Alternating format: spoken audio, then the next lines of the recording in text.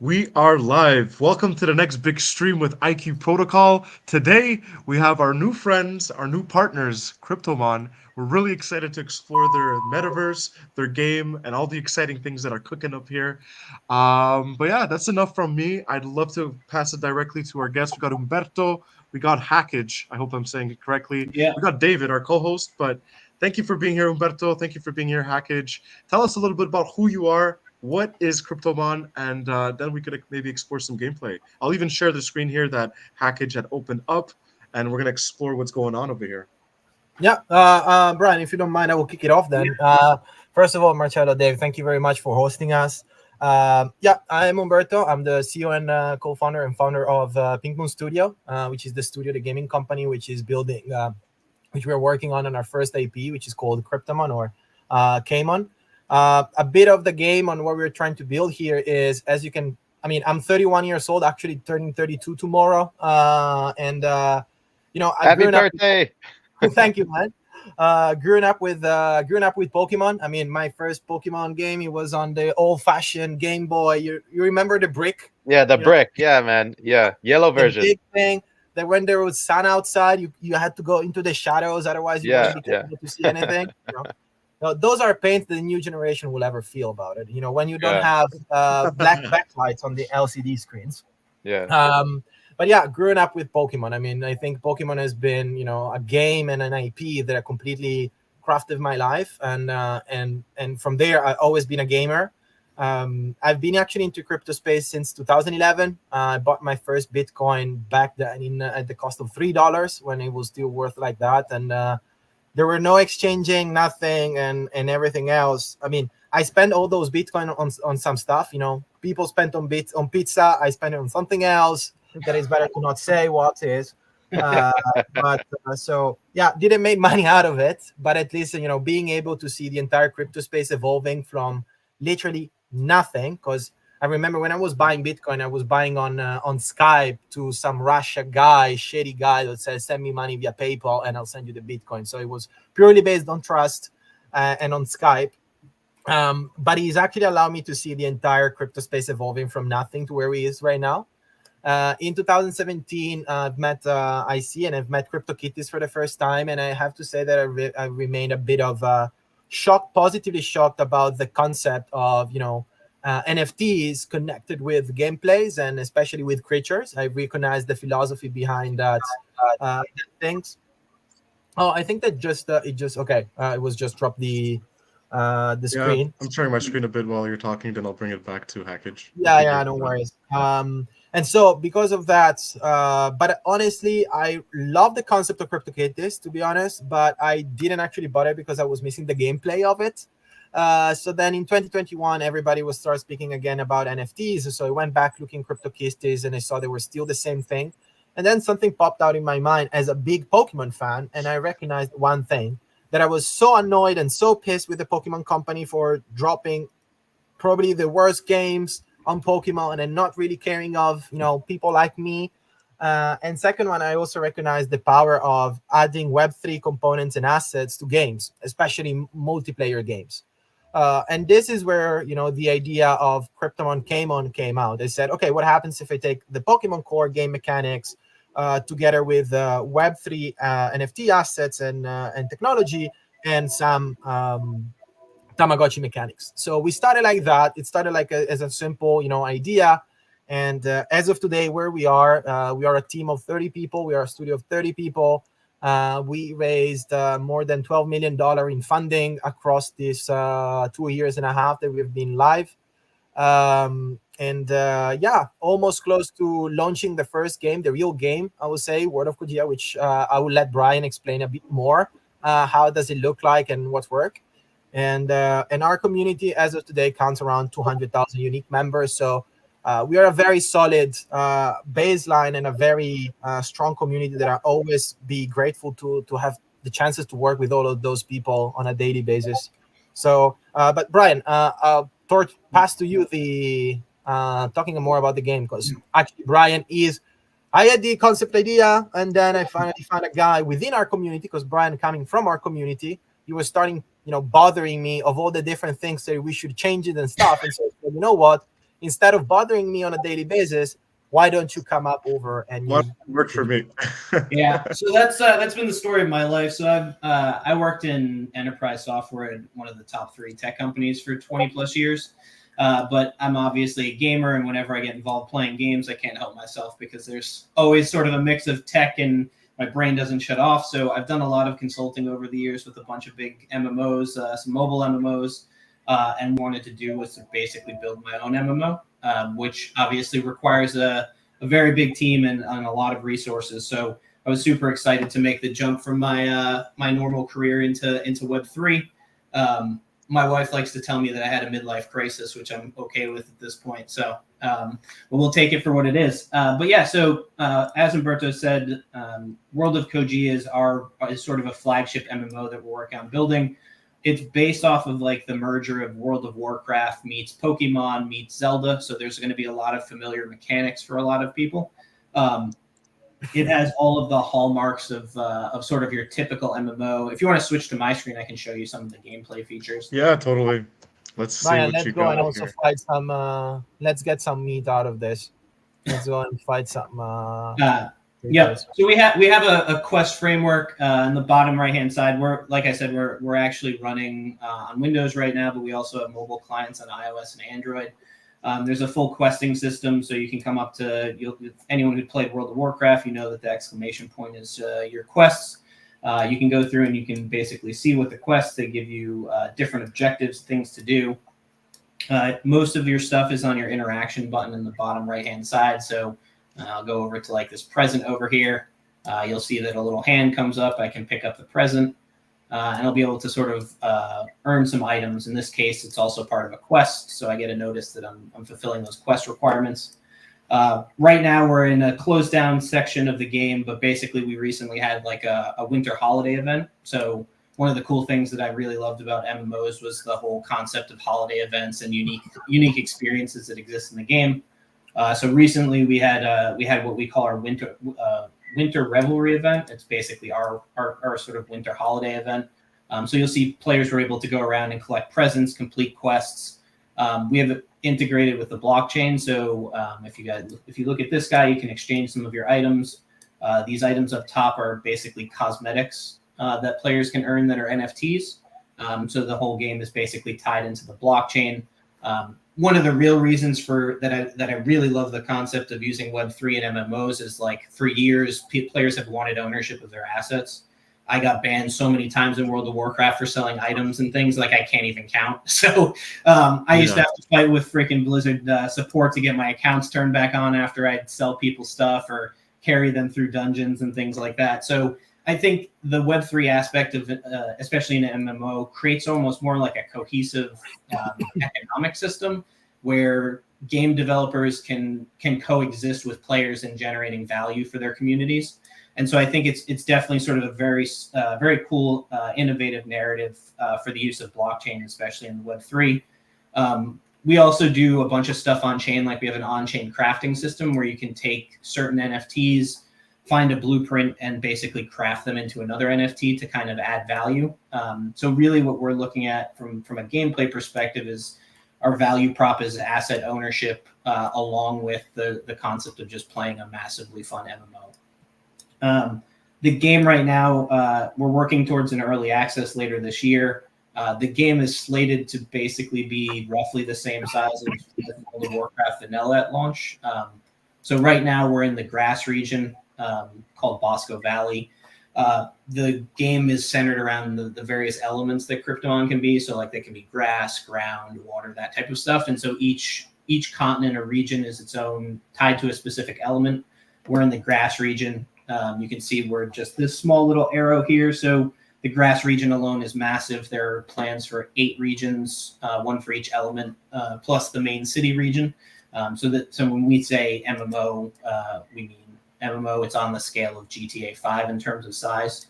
And I think there's not too many people really trying to push this envelope in Web3 now. And I think from my perspective, we're trying to show not just Web3 players, but also Web2 players that we can build amazing games that feel and play fun and create a lot of entertainment and enjoyment without so much of a focus around constantly having to pay and earn and all that type of stuff. It's sort of the next evolution of blockchain gaming, in my opinion.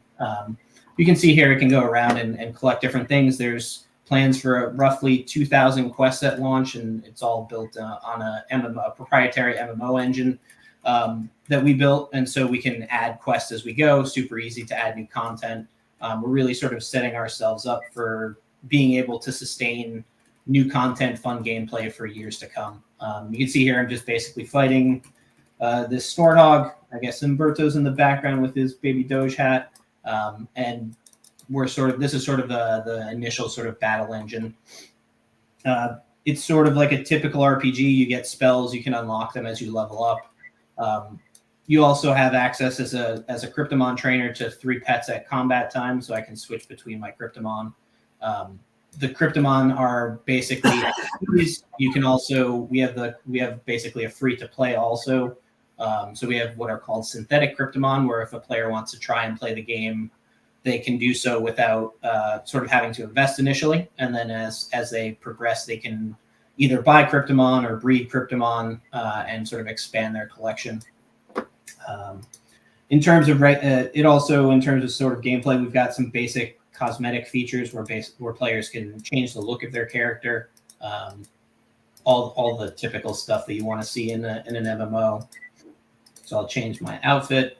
I got a creature attacking me now. I know what Umberto was talking about. So the Kryptomon have different spells based on their elements. So right now I'm playing as an air Kryptomon. So he'll have typical spells like massive cyclone that he can cast. It also, what you're looking at here is sort of the first iteration of the battle engine. We do have plans to expand some of the spells to include things that are more PvP oriented. So being able to like lock your opponent in place. The current gameplay for launch is going to focus on PvE, which is quests, dungeons, and raids. So the plan is 5-man dungeons for content, and then up to 25-man raids. As Umberto said, we were able to test our engine at the end of the last community preview with, I think it was like 150 plus players, all battling. You can check out the messages on Twitter and post there to see sort of what it looked like. It was pretty crazy, to be honest. So we're making really good progress with the engine, and we're just sort of working through the motions as we start to build out content in the game. Let's see here. So you can see here, you got your list of all your Kryptomon. I have a ton. As I mentioned, you get up to 3 for your combat team. All of the Kryptomon have on-chain genomes. So as part of the NFTs, they have basically stats that determine how strong they are: physical attack, elemental attack, defense, those types of things. There's an XP system. This one, we're in an older build, but the newer version has a full XP system. So Kryptomon will gain levels for killing creatures, and they'll gain XP. As I mentioned, there's a whole bunch of different spells for each Kryptomon. You can pick, each Kryptomon has 2 elements. So this Kryptomon is an air ghost Kryptomon, and so it has access to both ghost spells and air spells. And then here's the genome that I mentioned here. We have a full inventory system. We've started to sort of merge the concepts of Web 2 and Web 3 into a single game platform. So we have the ability to have in-game items that are not NFTs, and also NFT specific items. So they're intermixed here. Like this hoodie is just a regular in-game item. There's no NFT behind it. But these others are basically NFTs that sit on the blockchain that players can buy, sell, and trade. This gives us a lot of flexibility in building and curating basically a user experience that's seamless. A lot of games are trying to create everything on chain, and then you have tons of gas fees, and it's just super. There's just a lot of friction. So we're going the route of allowing players to have both in-game and NFT items. We're also working on a real-time minting system. So you can imagine if you're in a dungeon trying to kill a boss, that boss is going to drop some loot. That loot, if the loot is NFT items, they'll automatically get minted to your wallet. So I don't think, Umberto, you mentioned we're currently in the process of migrating to Polygon this week, assuming everything goes well. No, part of that is so that way we can create gasless transactions and real-time minting, which will really sort of help us reduce that friction and let players sort of just sit in the game and enjoy the experience versus having to worry about a ton of blockchain stuff. There's also a full crafting system planned. That's probably going to be in an upcoming community preview.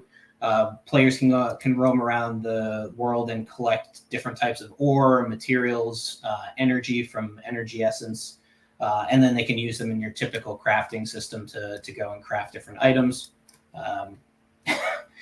How come everyone always ends up taking all their clothes off whenever we play? It's like a thing. Like it's the best. It's the best outfit. What's the best outfit, guys? Then give me one of our players has requested the ability to have a mullet, so that way he can run around with just his underwear and a mullet. Nice. I like the shoes though. The shoes are a nice touch. Yeah, I don't want to get blisters. Exactly, it's tough to run on the hard surfaces. We also have a party system, so I can add you to party. You should get basically a notice saying that you can join party. You can click accept, and I can basically party up with you. If I'm on the map, I can see where you are. This is all stuff leading up to our dungeon system. So as I mentioned, we're in the process of finalizing our dungeon preview. So hopefully end of March, early April, we'll open up our first 5-man dungeon. It'll be three raid bosses. It's I think anyone who's played an MMO knows that like you really get a feel for a game when you get into a dungeon with 5 people and kind of kick the tires on the battle engine. So we're super excited about that event. I think that'll be like the moment where everything really becomes real. Yeah, cool. So I think that'll be fun. Let me just see what else. I think like I mentioned, we have a whole quest system. So you can come in here. This is your quest log. You can see what quests you have to complete. When we're on the main screen, you can see these circles really indicate where the different quest objectives are. So on the right-hand side, I've got 3 quests. One is to collect presents. One's to kill some creatures and collect their bones. Anyone that's played World of Warcraft, Guild Wars, it's going to be super familiar to you. Part of what we're trying to get back to is sort of that feeling of enjoyment, really, of progression and playing in this massive world while bringing Web3 to the forefront and also giving sort of, like Umberto said, that adult experience with the Kryptomon and Pokemon style love that a lot of us had as a childhood. So I think that's sort of our objective. A lot of the Kryptomon also have archetypes, so there are RPG elements. My air Kryptomon is technically a tank archetype. So the air spells will do things like reduce damage or mitigate things through shields. It looks like Umberto's got a fire Kryptomon. They're primarily DPS. They burn things, pretty straightforward. And then ice is one of the other tank Kryptomon specs. But one of the nice things that I really like about the game design, in addition to being able to switch your Kryptomon between the 3 Kryptomon, you also have 2 elements on your Kryptomon, so you can have access to different roles. I always hated, like you said, you were a hunter. Until recently, hunters couldn't tank. I don't know if you've seen the new season of Discovery, but now they can tank. It's no, I didn't see that. But so they have a new World of Warcraft just came out with a new release where they've started adding multiple roles to classes, like mages can heal and hunters can tank, and it's kind of an interesting take on making things new and fresh. But like we have that unique ability where if you have a DPS secondary element, you can run DPS, and so you don't really get sort of stuck into a specific role, which is nice. It gives a lot of sort of flexibility when it comes to creating groups and playing with your friends, which I really like. We also have some other core systems. We've got a full achievement system.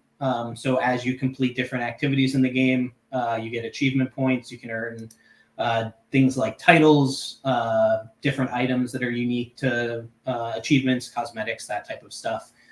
You'll see your typical stuff like exploration, exploring Bosco Valley, so finding all the subregions, things like crafting, mining nodes of ore, and things like that. Basically I took all the stuff that I really enjoyed about playing MMOs from my early days and brought some of it forward. We also have a faction system. So just like in other games, you can earn reputation with different factions in the game that are part of the core storyline. As you progress with them, you'll basically be able to open up new content, new gameplay options. The quests become available for those groups. There are also faction vendors that are planned. So you'll be able, like, for example, the Boscoians are the grass faction. So if you have a grass Kryptomon and you want to get high-level grass gear, you'll probably need materials from that faction. So trying to kind of tie back all of that gameplay. Excuse me. In terms of other stuff, I mentioned we have a friends list. So you'll be able to add your friends, add them to group and chat with them. You'll notice that there's a chat box down. I guess some people already found it. So there's a bunch of different channels. You can chat locally. There's world chat. You can also chat just with your party. Testing. So this will be showing up on other people's messages. We've got private messages. One of the cool things that we've implemented is the concept of realms. So each of those 8 regions that exist are grouped up into a single realm. And so I could be on one server or region, and you could be on another. If we're in a party, we'll know, like, the system handles parties across the different region servers. You can also chat with people on other servers to create groups and things like that. So we're really sort of setting ourselves up to be able to scale significantly. So right now our target is like between 5,000 and 7,000 players per realm, with the ability to obviously scale out. So just like World of Warcraft and other games, you'll pick the realm that you want to log into, and you'll be able to play there. So we have full chat feature. We also do have emotes too. One of the things I used to love is being able to just type stuff and dance on stream and stuff like that. It's kind of like the little things that I think the first community preview that we ever did, we didn't have chat. And so we only had emotes, and people would just basically walk by each other and emote the whole time. So it adds a little bit of a social aspect to it. We also have plans to have emotes, unique emotes that are NFTs, which I don't think I've seen in games so far, like being able to unlock unique emotes and things, sort of like your Fortnite emotes. At the end of the day, like, a lot of games have already solved a lot of like the gameplay problems, but we're looking to add like the unique asset ownership and sort of earning spin to your typical gameplay mechanics. As I mentioned, we've got dungeons coming, so this is all sort of test, but you'll be able to join a group queue for dungeons. Like I said, we're going to do the first one, which is the Poacher's Lodge.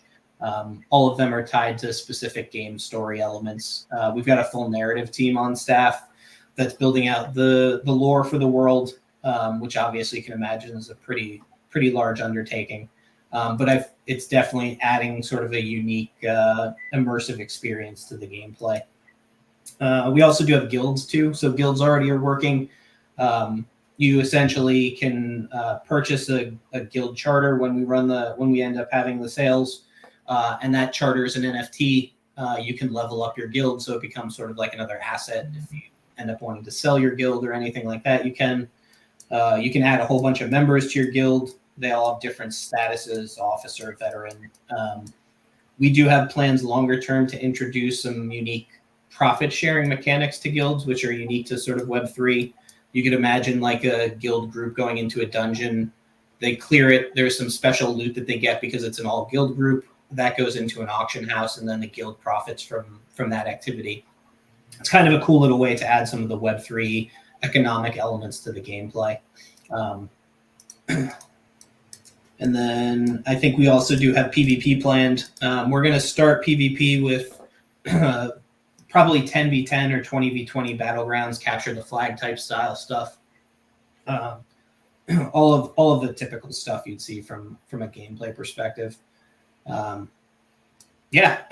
went on for quite a bit. I don't know if you guys have any questions. I tried to cover everything at a super high level. You guys have planned a whole lot of stuff, which makes me super excited because I love MMOs. And one of the questions I had was, are you going to have like different outfits to kind of let you explore the different areas, where like elemental areas? So like, so we trunks for the lava area, like the fire area, and like parka for the winter area. Yeah, and that's where we've been exploring a lot of like if you've ever played like Zelda, the Zelda games, they kind of heavily play on some of that stuff. We plan on having a high-level zone or sub-region within each region, where if you try and go into it without a specific set of cosmetics, you'll take damage. So basically in the lava region, there'll be like a set of lava cosmetics that you can wear as a trainer, and it'll allow you to explore like the level 50 regions. We haven't tackled it yet. We're still sort of building out like the lower level gameplay. But that is the ultimate plan, is to kind of tie the elements into the game, where like maybe we have an electric desert, so there might be a section that has a lot of electrified cactuses or sand. In order to explore it, you have to sort of earn that specific cosmetic set from the factions of that region. But it's a good question. So it's a great way to kind of tie gameplay and progression and faction reputation and everything together. No, because at the end of the day, what I will say when I had here is, as you may have seen Dave and Marcello here, I mean, at the end, when you're building a game nowadays, you don't really reinvent anything. I mean, there is so many game out there with amazing mechanics and everything. As Brian said, you're trying to, as a gamers ourselves, we played a lot of games and we're still playing a lot of games. And there are mechanics that we love from every single game, and mechanics also that we don't like, and the way they are built and everything. So what we always trying to be here and to do in Ping Pong Studio was, guys, let's focus in that at the end of the day, we want to build a very cool game that we like to play with the mechanics that we love and with the mechanics that we see that makes a lot of sense in other games, and then just connect them together in a way that is also will be enhanced by the Web3 factor of it, and especially I think the entire Web3 point of view for us is more like, as Brian mentioned, is the player and ownership of their assets, on the fact that you actually own your own assets. You're free to trade them, you're free to craft them, you can share them, you can do whatever you want with your assets, because at the end of the day are yours. You can even move them from an account to another and stuff like that. So at the end of the day, if you are looking, and this is the vision that we always had, is that the game needs to be a normal game that we do love to play, and we can just use the Web3 component, the Web3 technology, to actually enhance some of the mechanics to make them just to make them better, to make them having a more sense, and to actually solve those needs and those pain points that as gamers we always found when we were playing, especially MMO games. Because of course you don't need Web3 for a single player PvE game, but especially in MMO games, then is where Web3 components are making shitloads of sense, so to say. Yeah, and I think it's super important. Like my kids play Fortnite and all those games, and they spend probably thousands of dollars on skins. And when they're done with them, like they can't even give them to a friend if they want them to like let their friend have it. Like, what I mean? Like there are obviously games like CSGO that have proven that there's an economy for this type of stuff. But like CSGO is so structured such that like the company controls everything. With Web3, you get blockchain tech, and there's open marketplaces. You can be on Magic Eden, you can be on OpenSea, you can just send it to your friend's wallet. There's just so much. It reduces a lot of friction and creates a secure way for players to interact with each other that just has never existed before. And it definitely adds a lot of value to the ecosystem. To change your Kryptomon, you can basically come in and you have to set your combat team. So you can get 3 different Kryptomon, and you set the Roman numerals. And then when you come back out, you can switch them up here. But yeah, so I mean, I think like Umberto said, like we're really focused on, I think the first generation of Web3 games, they had a bad reputation for being sort of Ponzi type scheme games where it was basically first in, makes a ton of money, and then the game dies. And I think we're starting to see the next progression of Web3 games where the games in theory would stand on their own and players want to play them just because they're a ton of fun. But on top of that, they get the ability to own their assets. They get the ability to earn, to buy more assets, that type of stuff. So we're pretty super excited to bring that type of style of gameplay to the market, and really be able to showcase what you can do when you bring great gameplay matched with Web3 tech. Brian, I was really amazing. Wanted to see you fishing actually, because you can actually. Yeah, I was gonna go over some of the comments. Let's see what some people are saying. Some people are saying go fishing. Let's see. Sam Crow loves it. Sam Crow is one of our biggest supporters from Flight Force 4. He's saying he loves the lore. He loves the detail you went into. Says we need an IQ Protocol guild. That would be really cool. we can definitely arrange that. I love it. Very cool. I'm just looking if there's any. Sam Crowd also asked us earlier, will there be any integration of other games characters or skins. So Yeah. interoperability. So it's definitely an interesting, definitely an interesting narrative that's been playing out. We do have the ability to, obviously, with our cosmetic system, we have, you probably saw, I think Umberto was rocking Yeah, the I'm on my way back. I just got stuck on a hill, so I'm on my way back.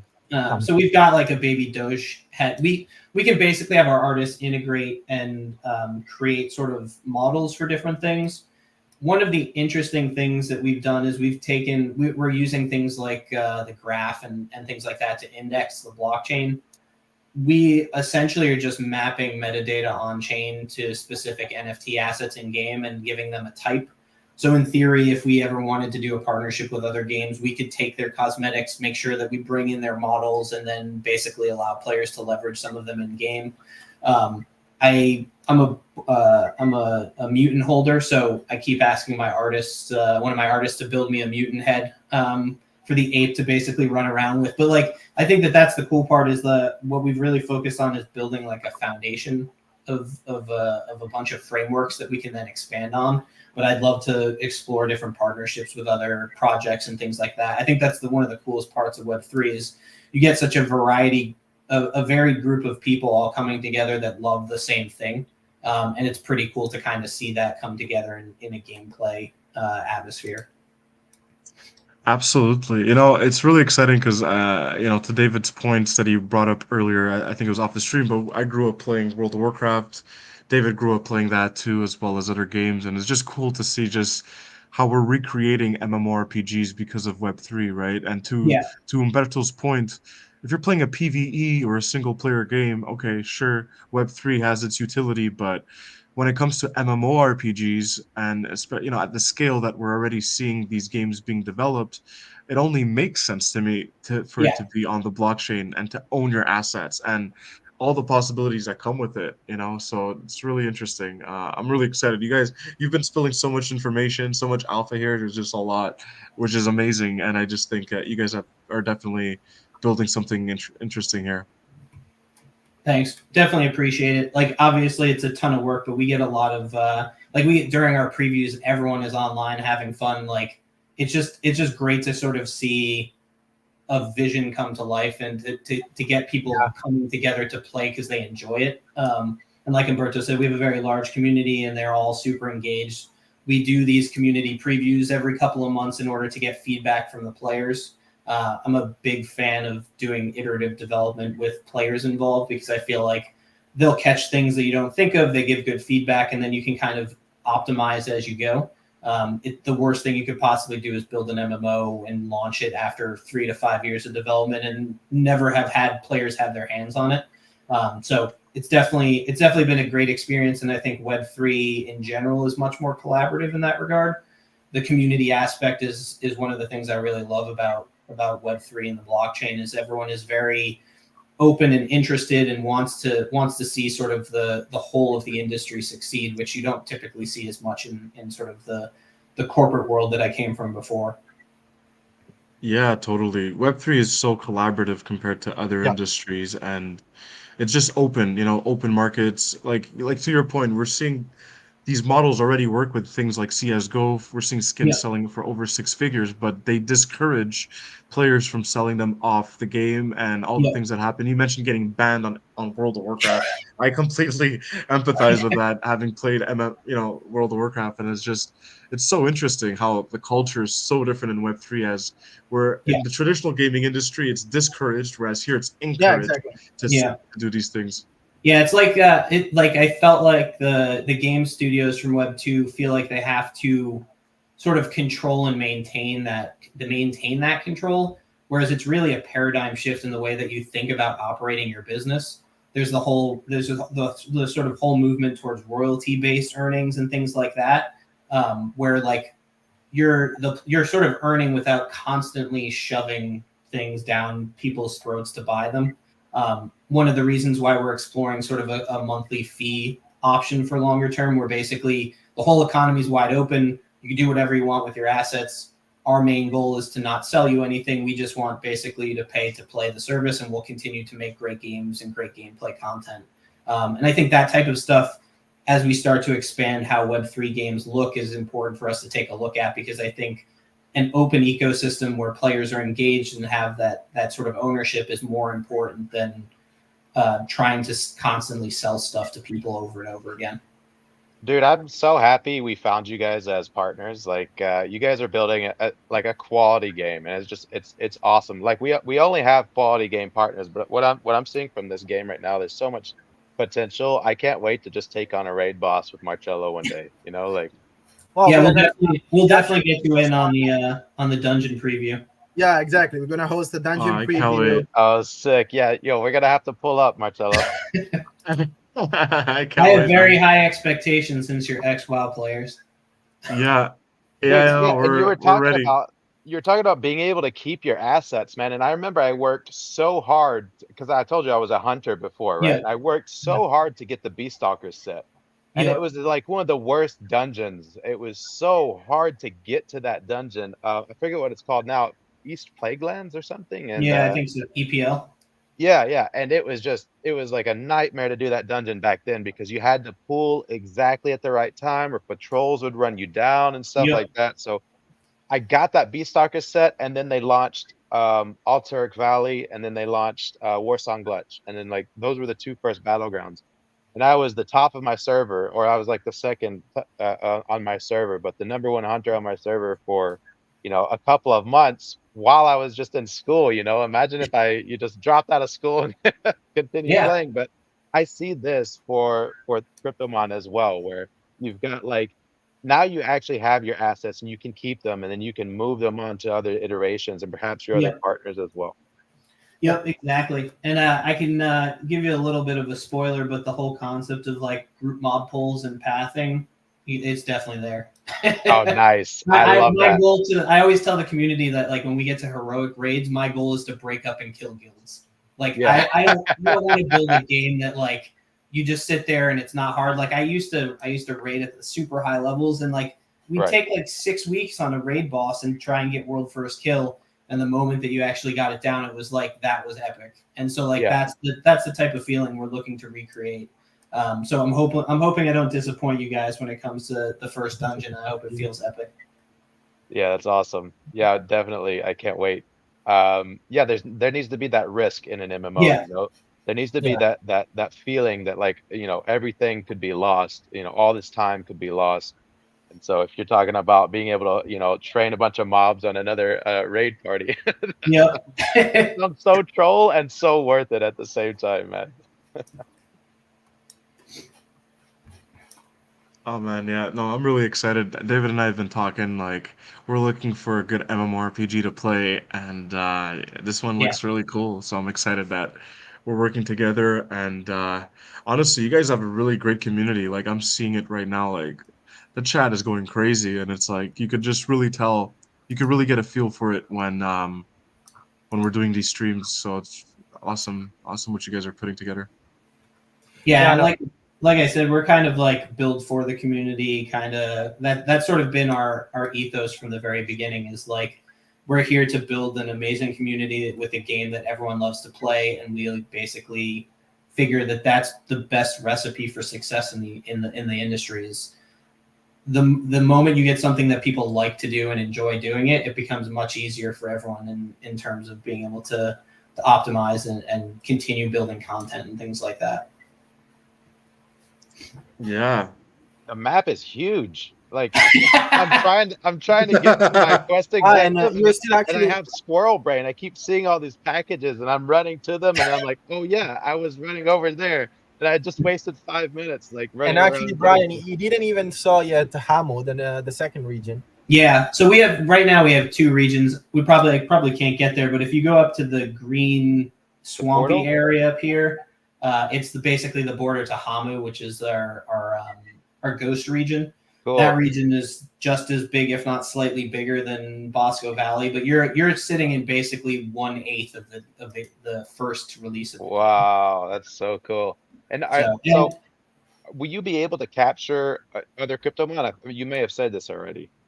So that's one of the things we've been exploring. Is sort of we give players the ability to get their synthetics. We do have conceptually the idea of wild Kryptomon. We're still sort of working through the mechanics of what that would look like if you wanted to capture them, capture creatures. Obviously, with some of the recent stuff coming from Pal World, it seems like that's kind of a cool aspect of gameplay. I think Umberto called it taming at one point, being able to tame different things. So we are definitely exploring it. It's not something that we actively have development on, but it's obviously something that fits really well with the genre, especially with like Pokemon and being able to capture Pokemon. So definitely something we're keeping an eye on.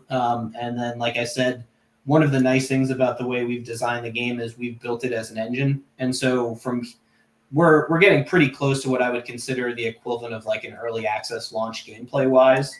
After that, our development resources are going to shift gears to more feature-oriented stuff, while our game designers build out the actual world. So requires no development for us to add quests or anything like that. It's all engine-based, uses a bunch of text files. It's actually pretty cool. If you're in tech, the game basically is building itself. So all of these creatures that you see that are out and about, the presence, they're literally just sitting in a text file that the game reads and renders from the server. So that's really it's kind of a cool way. It's like almost like a mini world builder engine.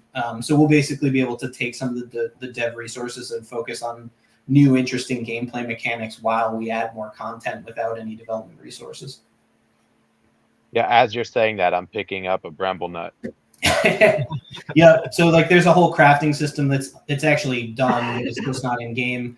You'll basically be able to collect different types of resources. Right now, I'm mining an old oak stump, and those items will basically be using blueprints to craft armor and items. I think some of the medicinal stuff will be used to create health potions during battle, things like that. Food for your Kryptomon. So it's got kind of like the hallmarks of a whole bunch of underlying systems, and we're in the process of basically play testing them and putting them all together for that early access later this year. Here we go, squirrel brain again, man. Like I'm running away from my quest objective because I see like three things I can harvest over here, and oak, a present. Yeah, and like I said, I think that's one of the coolest things is like I think the first preview was pretty empty and pretty light. It was just first preview was just running around the Bosco, if I'm not remembering wrong. which was crazy because we had literally like it was 2,000 people or whatever running around for 7 days doing nothing in game but running around and exploring. So it's kind of cool to like take that and then add content, and like you'll go and you'll see a quest giver and then he'll send you somewhere, and along the way you'll meet another guy who gives you a quest or like resources to collect. It's like getting back to that feeling of being immersed in a world and really taking part in it, that we're trying to sort of encourage from a gameplay perspective. I'm totally immersed, man. It's for me, what hits home is definitely the music. The music is so chill and relaxed as I'm running through the forest, and I'm wondering, does the music change when I get into the fire area to like heavy metal? Yeah. So one of like I mentioned, we're sort of starting to add those details. Right. Each of the like Bosco Valley is broken up into I think 10 separate subregions. You can kind of see them on the map based on like this red section is Lishki Forest. It's basically an autumn-based forest. You've got the moor, which is up in the swamp up to the north. You got Koror Lake. The way that the engine works is there's a placeholder for each of those subregions that we can play different background soundtrack music. So really, we focused on the sound effects first. So we're adding battle sound effects. So when you cast like a fire spell, it'll sound like a fire spell. The next step is basically to add that sort of unique music to each subregion. So even within a region that you're in right now, the music will change based on where you go. Same with the dungeons. The plan is like when you're in a boss fight, the dungeon, the music's going to change slightly. If you go from the upper level of the Poacher's Lodge, which is like a wood cabin, to the basement, it becomes more spooky music-wise. I think the music can basically make or break a game, to be honest. Like, absolutely, it's one of the most important things when it comes to building a AAA game, and we didn't want to skimp on it, which is why we just basically have like that single background soundtrack right now that we built. But the idea is to really focus on that as sort of a key immersive aspect as we get moving forward. Sound is massive. You're right. Yeah. Yeah, sound is one of the things that I pay attention to the most whenever I start a game, and for me, if the sound isn't there, then it's really hard to get into a game. But the moment that you hear something, like the moment that you hear that good soundtrack or Yeah. the good sounds in the game, it brings you right in. I mean, Yeah. no hesitation.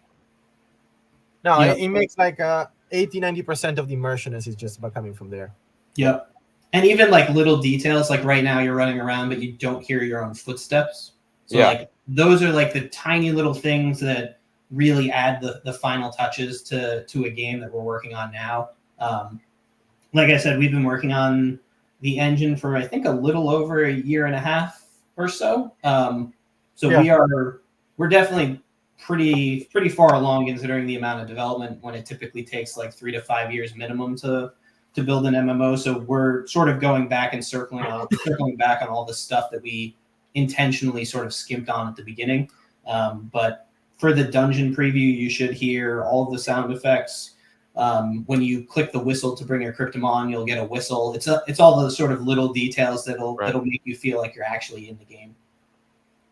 And so your Kryptomon levels up, right? From like being, the hatchling to the ultimate form of it. Yeah. Will it make different sounds from like being a hatchling to like the highest level of it, like a little chirp to like a deep grunt or something? Yeah, so we have some sounds that are planned for the Kryptomon that are evolution stage based. So there's sort of two mechanics at play. You can level your Kryptomon in game, which is like the XP level that you see up in the top left. That basically is all that's doing is scaling your stats. So right now I'm level 10, I level up to a level 11, my stats are going to go up. But we also use the blockchain to create evolutions. So based on how long your Kryptomon has been alive. Yeah, it's more aging rather than evolution, I will say. Yeah, so aging versus evolution. So you start as a baby after you hatch. After a period of time, you can evolve on chain to basically be what we call a junior, which is what you're looking at here. And then there's another evolution that is adult. And so you'll basically, I can post some screenshots to send some over. We have some samples of the adult models. They're significantly larger. You also will be able to ride them, which is pretty cool. So they'll be your mount, and you can ride them around the map. At some point, we're planning on adding flying as well, so you'll be able to fly around on your Kryptomon. They'll get special wings, and then there is on the roadmap initially there is a planned state where the Kryptomon ages and becomes old, and they get kind of like that old surly wise monk kind of vibe to them. Where we're planning on having some unique mechanics for them. So the babies, for example, do less damage than the juniors because of the fact that they're smaller and they have less evolution. But we also plan on having things where, like, maybe as an older adult, you give your other Kryptomon in your team buffs because you're wise and have been around so long. So it's kind of cool to take some of those aspects of like what we consider the living NFT concept and bring them into the gameplay. Very, very cool. Yeah, no, this is awesome. I have a question following up everything. I know that, we're looking at exploring this partnership, and I know that rentals is going to be in the mix. I'd love to know, or maybe if there's any alpha, what could we expect in terms of rentals? Because I know, like, I get really excited when I think of MMORPGs, the possibilities, and just the idea of like being able to work on a skill set, maxing that out, and maybe renting out some of my assets to other players, or sharing with my team or with my guild. I'll let you answer that, but yeah, I'm very curious to hear more about that. Yeah, and so there's a couple of different mechanics. So I mentioned synthetics, which are basically non-blockchain Kryptomon. Those can't be sold or traded. They're tied to your account, kind of like you would see in your typical MMO character set. The part of the benefit of the NFTs is the ability to obviously sell them. When you obviously level them up, level 50 Kryptomon, which will be max level, are probably going to be worth more than a level 10 because it takes time to level them up. Also, the NFTs tend to be slightly stronger. Simply because a lot of them come from breeding. And when you breed two Kryptomon, you have a little bit of a control over the way that like their genomes mutate. So I think the Kryptomon are a natural thing where, like, if you have a super strong Kryptomon that's leveled up, that person might want to use it in order to farm experience with and level up their other Kryptomon that are on their team. Or maybe they want to play a dungeon to get some armor that'll make some of their lives easier. But I think the other thing that we've talked about in our conversations that we're working on exploring is the actual NFT items. So all of our NFT items are ERC 1155s. And so the plan long term, and honestly, our current players even today have been asking for it, is to be able to rent out things like armor. So you can imagine, like, if you're a high level player and you've got a bunch of extra armor that you farmed, you can rent it out, make some money, make some revenue, and then people that are just getting up to level cap or trying to sort of make their way through the harder content, they can rent your armor for a period of time while they get their armor from the drops from the bosses. And it kind of, like you said, it sort of ties very well into the MMO narrative. Like, it just, every time we turn around, something just fits. You know what I mean? Yeah. Like, and I think renting is a huge aspect, because obviously you want your assets to be valuable in game and you want players to have rarity and things like that. But that also sometimes takes players out of the equation that don't have as much income or things like that. I think rentals has been proven to be a great mechanic for games to onboard new players that are sort of just getting started or don't have as much in terms of resources. Obviously, if you look at Axie, they basically proved that you can scale a game massively with renting, or the whole scholar program. I think the renting is something that is awesome because it also is a controlled environment. Like in World of Warcraft, maybe you wanted to let your buddy use your armor, or somebody you never knew for sure you were getting it back. It was just some random dude on the internet. You know what I mean? Like, with your protocol, you guys have controls in place so that your assets are safe. You know that you're going to get them back. All the rules and conditions are set. I think what you guys are doing in the space is super important for the expansion of us of Web3 gaming as an industry. Yeah, I totally agree, right? Back in the day, you'd maybe use an escrow or a middleman, or you'd have to just trust everything associated, and it's like, well, if I might not get it, I don't know, but I want to do this. But now it's like, with the blockchain, everything is so much smoother, and transparent and safe, right? So really cool. I'm gonna start. I realized as I'm sharing some of the comments and the questions, I could just ping them up on the live stream here.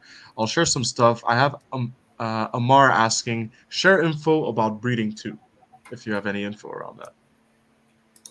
Yeah, well, actually, it's pretty straightforward.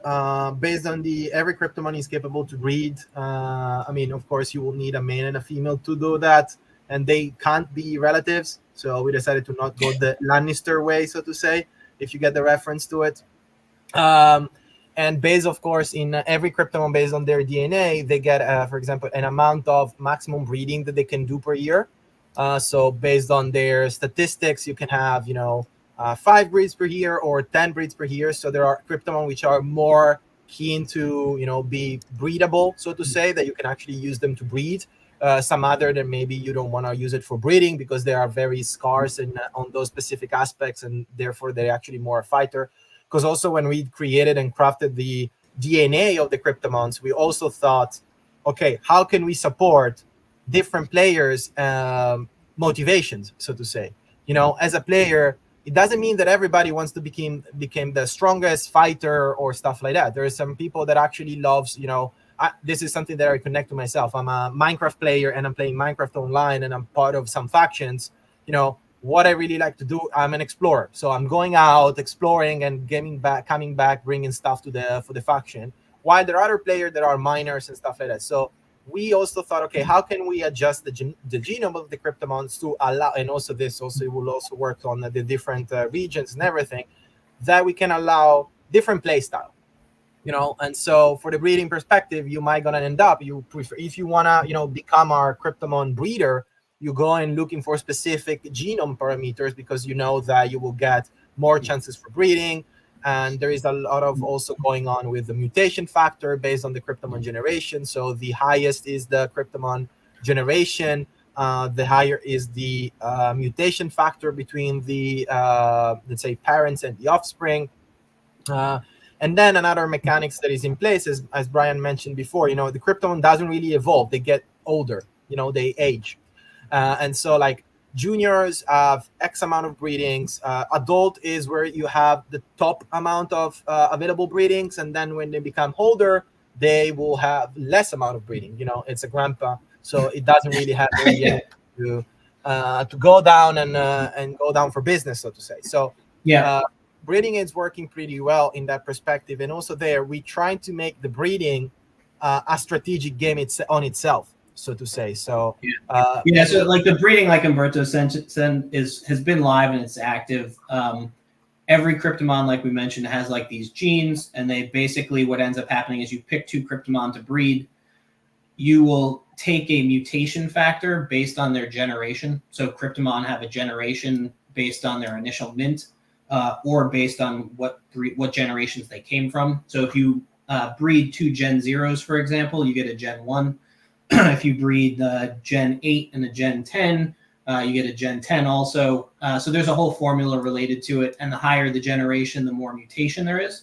So the strategy really is find the lowest generation Kryptomon with the best stats. Like if I was to sum up the alpha at a super high level, you also want to keep the elements the same. So if you want to breed 2 Kryptomon, you really want their primary and secondary elements to be the same. But it's a cool system that actually over time pushes Kryptomon to be more like good Kryptomon to be more rare. So as Umberto said, like you only get a certain number of breeds per Kryptomon. There's less lower gen Kryptomon. So over time, those Kryptomon will have already bred as much as they can, which means that you're introducing more mutation. And so our hope with that system is like the stronger it becomes harder to make stronger Kryptomon and helps with asset valuation over time and things like that. Because obviously with breeding, inflation is super important, and sort of controlling inflation of supply. So that's sort of how our breeding system works. Also in terms of rarity, I think you saw someone mention auras. We have an initial sort of genesis mint of Kryptomon that have a unique aura that you're seeing here. Basically, they have an overflow in the lore. They have an overflow of their elemental energy, and so they have what are called auras that match the element that they are. So this is like the Electro aura. This is the Water aura. If you had any, I don't think I actually have any Kryptomon that don't have auras. I'm kind of a collector of sorts. Oh no, I do have one. So my ice has no aura, and you can kind of see they're visually different. So a lot of people also try and pick those up. But yeah, the breeding is sort of very strategic, and is also like I don't think Umberto's actually mentioned. We have another game. We have a 2D casual mobile battler that's similar probably to Axie. Basically, it's like 3v3 Kryptomon battles. It's live on iOS and Android. It was our first game while we were working on World of Kogaea. It has PvE modes where you can play against bots and earn NFTs, armor, stuff like that. And then we also have what we call Battle League, which is a PvP mode where a ladder-based system where you can climb the ladder by playing against people in the matchmaking queues. So if you're interested in Kryptomon and you want to check it out, you can definitely play that now. Get a feel for some of the stuff that the Kryptomon are, learn about the Kryptomon and their genes while you kind of wait for some of our previews and early access. So I think I figure I'd be remiss if I didn't mention our other game.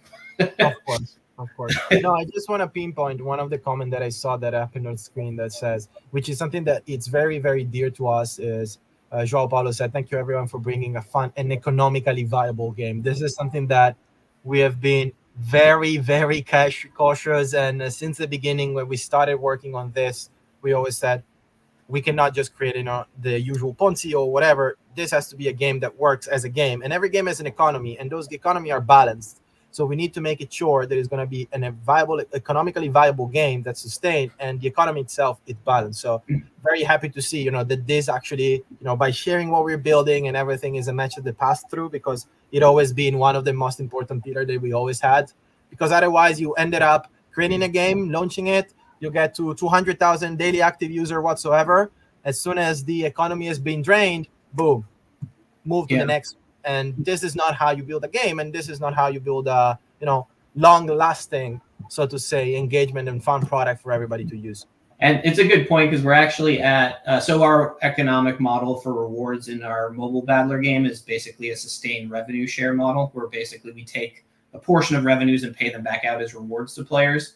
I think last week's rewards were actually the 2-year mark of sustainable rewards, where we basically have paid pretty much roughly the same amount of sustained rewards out to players that have been with us since the beginning. So I think it's super important to sort of make sure that when you're building a game, you also understand the economics of it, because people at the end of the day are investing their time and money in things. So in addition to obviously building fun games, but I think it's important to sort of keep that as one of your guiding star principles.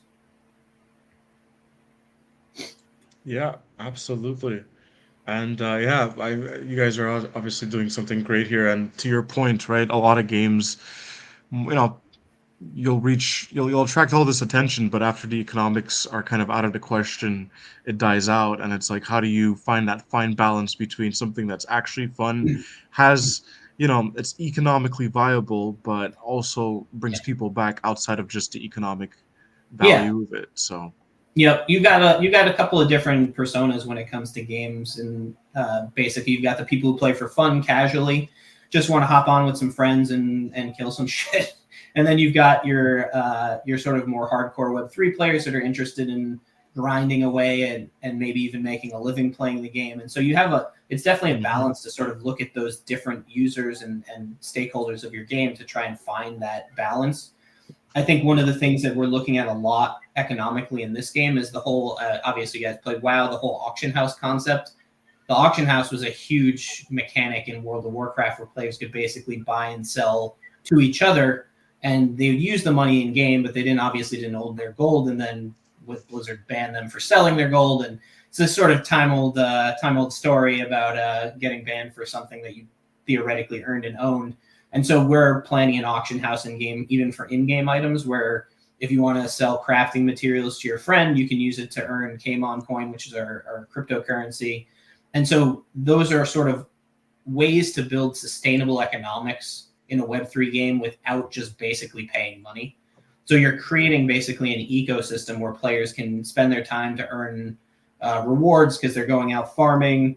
Obviously, got to make sure that the bots don't take over, but like, the idea here is to take all the hallmarks of strong MMOs and figure out how to take them and make them into a sustainable economic model using the blockchain. So I think those types of things are super important to us, because you see a lot of other projects where like they're sustaining their business off of purely just constantly selling stuff. And at some point that just becomes a lot for players. Like it's just a lot. Like I'm a gamer, I've been a gamer forever, and that just always has been something that's hard to swallow from my perspective. Let's see if this works. I haven't tested this, so this will be a live rendition. This is the portal to Hamu. I figured I'd make it all the way over here. Oh, let's go. Let's see if it'll load. Hopefully I didn't test this before our stream. Now I was reading the comments that you just pinned in the meantime. Weather and AI integration will be players to have the weather and time of their real location. That will be amazing if it's night then and it's night in the game and such. But actually, is something that we haven't thought about it, but it's a pretty cool idea. So I can tell you that I will discuss with Brian about this, because he will crying about it, but I find it pretty cool. So we will discuss about this. Awesome. The question got raised twice, so I'm pinning it here. In terms of the story arc, so is there like, let's get some alpha on like who the bad guys are, or what the purpose of going into the dungeons are. Yeah, so there's the interesting thing about our narrative, and I realized I had the server turned off. Give me 1 second, I'll turn it back on. I was trying to prevent people from cheating at the end of our last event and forgot to turn the server back on. So the interesting part about the narrative sort of backstory of our game is Kogaea is basically an alternate Earth. It is basically a place in another dimension where Earth evolves slightly differently, where the Kryptomon were the primary sort of leaders and controllers of the world. And there's an entire storyline about how there was a rift in between the dimensions, and basically there was a scientist named Professor Koa who ended up basically exploring Kryptomon and found a way to get back to Kogaea. And so the Kogaea storyline is sort of a mismatch of what happens to a world when humans are introduced. And so there's a wide variety of storylines that sort of all interweave together. Give me one second. So one thing it also that we want to make sure, and as I said, this is also started from the, as I said, going back as a Pokemon player, nowadays we are adults and we're targeting mainly, people of our age, and we are more used to, and we are capable to digest a bit more complex storyline. So the thing is, there's not the bad guy just for the sake of being the bad guy, and there's not the good guy just for the sake of being the good guy. Yeah. So it really depends on, which you are going to connect and relate with. At the end of the day, sometimes, bad guys have good intentions, but they're doing the bad things to get to that point or whatsoever. So we tried also to create a sort of a narrative that gives us something a bit more deep and complex rather than just, those are the bad guys, you are the good guys, and you have to save the world. It's more like, as Brian said, what's going to happen if a completely new world with different creatures, with different elements and different stuff, it gets open to human beings, then you're going to have a lot of different interesting going on and interests going on and factions. And then maybe what you're doing is great and you're thinking is a good thing, but in my point of view is a negative thing. So I will see you as the bad guy, but maybe Marcello will see your faction as the good guys because he kind of relate with your missions and your vision for for that world. It's a bit more. We thought, okay, how can we give a more mature kind of storyline? Yeah. Instead of the usual, there's the Team Rocket are the bad guys and you are the good guys. You need to save the world. Yeah, and there are sort of core factions that have taken hold of Kogaea. We've basically got Keystone, which is sort of like your industrial corporate group that's sort of there primarily to make a profit. So a lot of their storylines are related to like the destruction of Kogaea and farming of resources, the use of technology in order to control sort of people and different types of things. And so take Bosco Valley. So this hasn't been leaked, but I guess I'll talk a little bit about it. Bosco Valley basically is a primitive area where the people where humans haven't really sort of settled and formed any type of real sort of governmental structure. And so they're in the midst of basically the four main factions trying to take control of the region. And so they are basically, you're doing quests for each of the factions, then they're trying to basically subterfuge the other groups within the region. It's sort of an area where you get a little bit of backstory on, in each of the main factions. The first dungeon story is actually tied to a storyline that's related to a poacher who has taken over the forest area that I think I had shown you on the map, Lichki Forest. That basically he's taken over the forest area and is basically killing all the creatures and capturing them and selling them. And so you do a bunch of different quest lines for that are related to the poacher. And so one of the final sort of quest lines in that region is for you to essentially take control of his lodge and sort of figure out what's going on there. And so there's 3 bosses which have already been sort of leaked. The first is the guy called the Kennel Master. He's kind of like the crony of the poacher. He has a pet that's a large 3-headed dog. So you can go check out some videos there. Basically, a big 3-headed dog. Each of the heads have a different personality and spell set. So one of them is sort of super aggressive, bites and scratches. One is cowardly, and so it does things like call other dogs to come attack you. So you got kind of a cool little encounter with mobs coming, and tank's gonna have to pick them up and tank them down while your DPS kills them and then goes back to the boss. And then the second boss is the poacher himself. And the poacher basically is a big burly dude that uses an old musket. And there's some unique sort of AoE mechanics. There's trap mechanics, so he'll put down some traps that'll freeze you in place and then do AoE type damage. So each encounter is sort of uniquely tuned to the specific boss's storyline. I don't want to spoil too much, but I guess I will. So after you defeat the poacher, we love Alpha, man.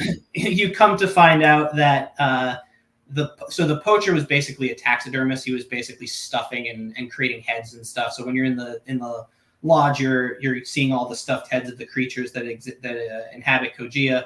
You go into his basement, and the basement has all like the carcasses and stuff, tables of where he's deconstructing all of the creatures. And so after you kill him, you come to find out that his pet Kryptomon has lost its mind as well. And it wanted to be like its master and is wanted to do its own taxidermy, but because it's a Kryptomon, it has to use the elements, and it creates a abomination of different plant materials, including like root hands that have thorns in them, and you get sort of this encounter where you're essentially fighting a big grass abomination that has sort of unique abilities that things come out of the ground. You get hit with them. Ryan is currently spoiling the entire dungeon event that the community preview they were having in end of month. This is the content, guys. So end game is this one. Yeah. So that's sort of what you're going to encounter in the next dungeon preview. But I think that's sort of the way that we've tackled things. Like that's the grass region.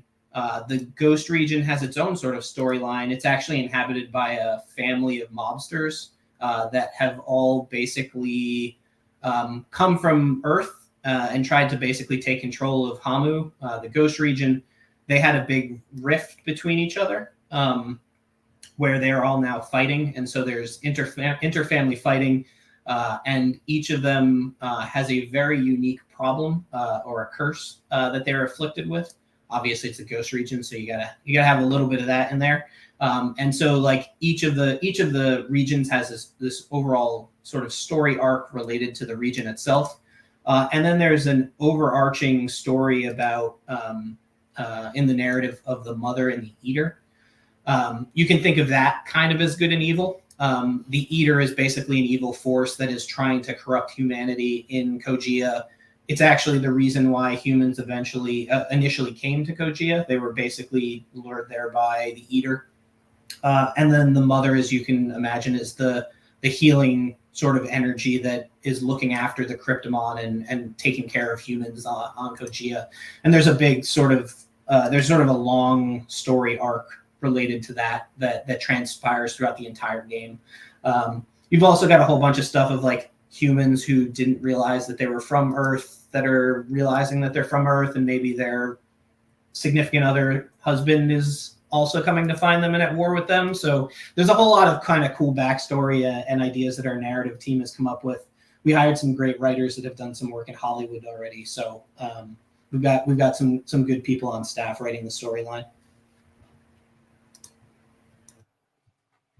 Yo, that's awesome, man. Yo, Marcello, are you saying something? Because you're muted. Oh, damn it. Yeah, no, I was just replying to what you just said. I was just saying lots of alpha today, lots of spoilers. This is great. Really excited. Yeah, I'm a big fan of like the narrative in an MMO. Like you see, like in World of Warcraft, you got those people who are just like lore people. Like they know like the whole lore of the game, and I think that's definitely a piece of creating an immersive world, is understanding like the story is super important. And you're in one region, and then you remember that you did a quest for some dude in the other region. You're like, holy crap, these storylines are all tied together. And it's kind of a cool little thing that people don't necessarily pick up on when it comes to game design. Yeah, no, I think the lore is super important. That's definitely what's captivated my attention with World of Warcraft. And I think it's just really storytelling is what pulls you into these games, right? So that's honestly really cool. I know we've gone over an hour now. I think Umberto's got to go very soon. This was a lot of fun. Nice, Yeah, I don't want to take more of your time. I want to do this again, though.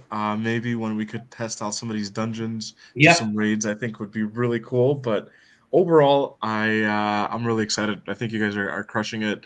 You're developing something really cool here, and clearly the community loves it. So, yeah, really great stuff, guys. Definitely, thanks for having us, and always happy to hop on. Maybe we'll do a stream where during the event we'll run a dungeon together. Well, definitely, I would say. I mean, we have 2 World of Warcraft players, so the guys with the skills. You got 3 over here. Yeah, I can recruit a few from our guild that have played too. Cool. Amazing. Thank you so much, guys. Yeah, this was a lot of fun. I know you've said a lot here. Do you have maybe like a last sentence or two you want to leave as a closing note for anybody here? I'm just gonna say as well, please give them a follow if you don't already follow Kryptomon. Kryptomon team on on Twitter is their handle. But yeah, check them out, give them a follow, check out their Discord. Is there any last sentence or two you'd like to leave for the audience? Nothing other than you just said, and because as we said, soon we're gonna have it's actually in a month and a half from now, probably we're going to have the next community previews. It's gonna be about dungeons. It's gonna be packed of other updates. I think also, Brian, we're gonna have character customization in it. Yeah. On that one. Yep. So I didn't cover that, but in the next patch, you'll be able to change the look of your character. So we're gonna have a lot of things going on, and that's the thing. As Brian has mentioned, we really live on top of players' feedback, and that's the reason why we're trying to have this community playtest open as much as possible, because in this way we can get immediate feedbacks on everything that we built. So my only call to action for this is just follow us our page or joining our community to stay tuned, because soon we're gonna start collecting all the applications to participate and everything. And you want to give it a shot, and you don't want to miss that. Amazing. Perfect. Yeah, nobody wants to miss that, guys. Please stay tuned. We'll keep you guys posted as well. But thank you so much for this. I'm excited to do this raid and test out some dungeons very soon. But really excited. Thank you so much, guys. We'll catch you guys very soon. Thanks, guys. Everybody, Bye, guys. Bye, guys. Bye.